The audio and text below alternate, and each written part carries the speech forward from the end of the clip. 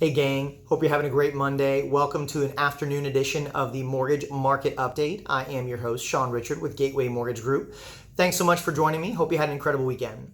So let's jump right in today. The mortgage bond market, pretty volatile today. We're actually down 31 basis points right now. We had a bit of a rough day. This is on news of Mexico and U.S.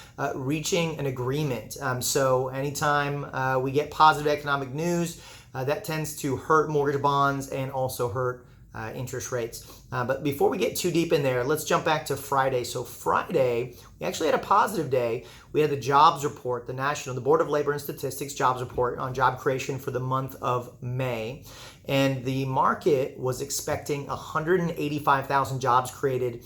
We got a whopping 75,000 jobs. So pretty poor report, and that led to some positive movement for pricing on Friday. Rates came up a little bit, but we have officially given all that back today. And mortgage bonds are trading within a really wide range right now. So there's a lot of opportunity for really a whipsaw effect, basically a large movement one day and then an opposite large movement the next day.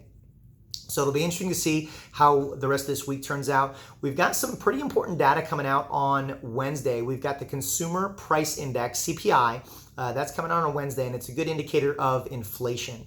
And mortgage bonds do not like inflation. So if we see inflation rising, that's going to hurt interest rates. That's going to cause them to rise as well. But if we feel if it comes out and inflation seems to be tame or heading down, then we could see some positive movement. So Wednesday is going to be a pretty big indicator. Outside of that, it's a pretty mild week.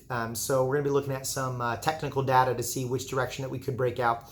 So stay tuned throughout the week. Other than that, have an incredible rest of your week, and I'll catch up with you next Monday. Take care.